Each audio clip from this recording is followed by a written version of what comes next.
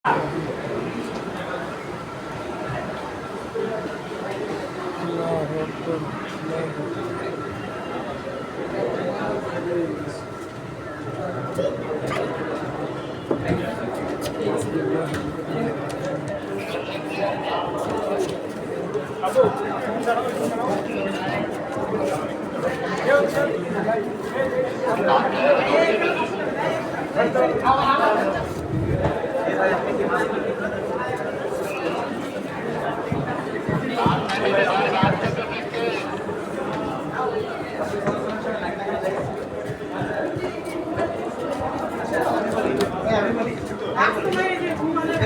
সাল্লাল্লাহু আমলের জিনিসকে কষে করে ব্যঙ্গ করে কি যায় আপনার উপর তাকে তাকিয়ে করে এটা তো ভালো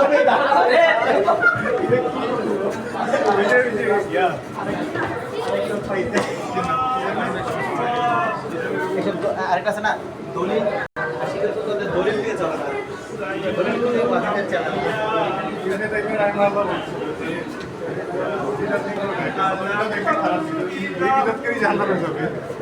আর আরেকটা মিম আছে না জানি ইয়ার দলিল ঠিক আছে না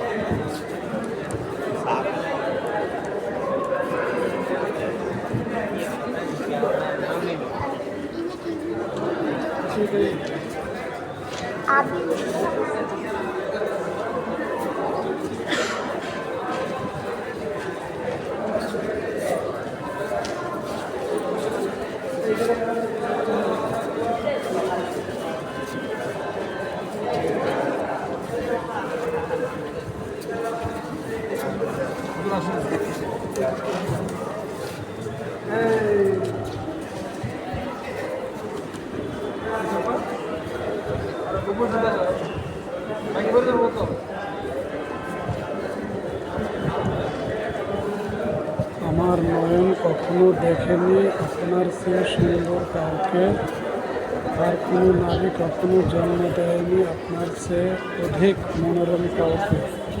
আপনি সৃজিত হয়েছেন প্রকৃতির দোষ ত্রুটি থেকে মুক্ত হয়ে, মনে হয় যেন আপনাকে সৃষ্টি করা হয়েছে আপনারই ইচ্ছা মতো।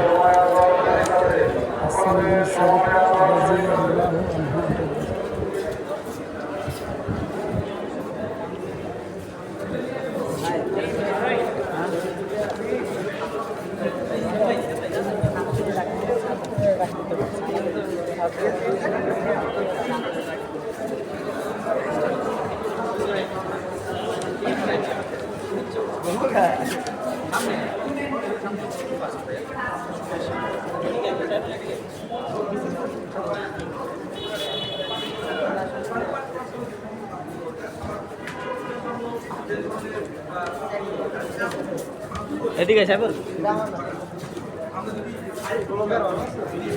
এদিকে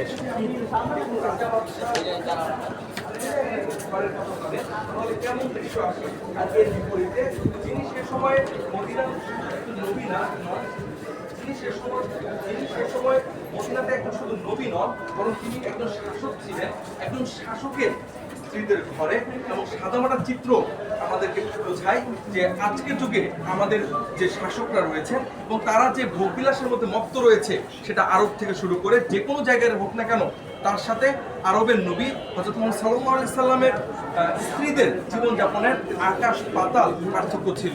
আর এই পার্থক্য ছিল বলে হুজুর সাল্লাল্লাহু আলাইহি সাল্লামের স্ত্রীদেরকে বলা হয় উম্মুল মুমিনিন, তথা সমগ্র নবীদের, সমগ্র মানুষের মা।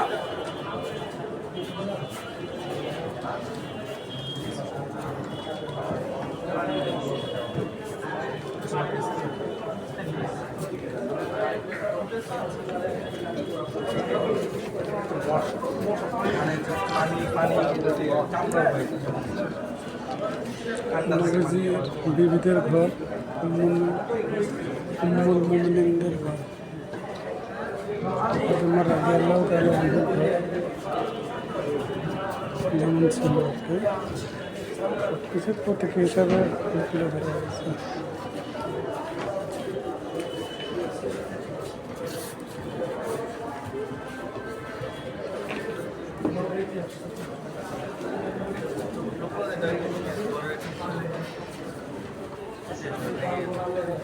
হ্যাঁ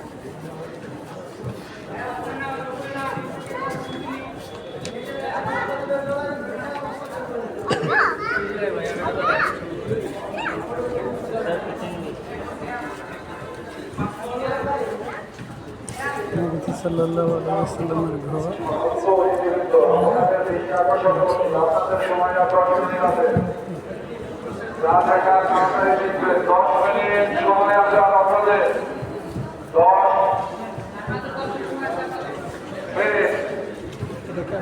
একটা ছবি আপনার মোবাইল দেন ওই না পিছন থেকে দিচ্ছি উপর থেকে ঘুরিয়ে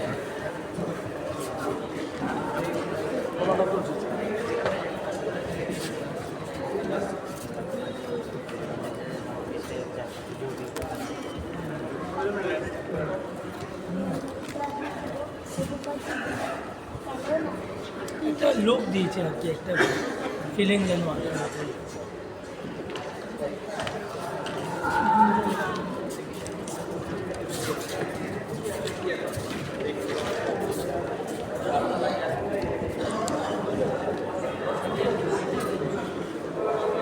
মসজিদে নবাবের রূপ দিয়েছে এটা।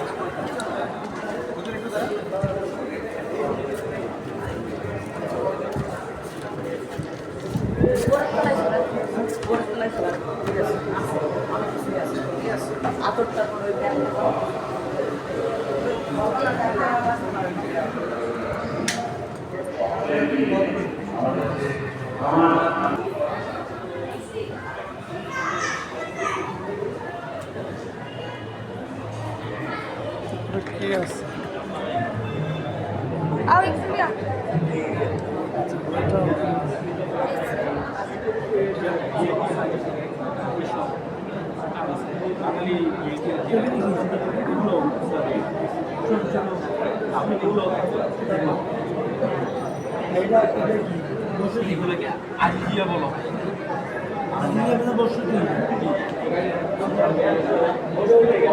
দেখতে পারেন সোশ্যাল মিডিয়া যুক্ত জি মসজিদুল খায়ের মিনা।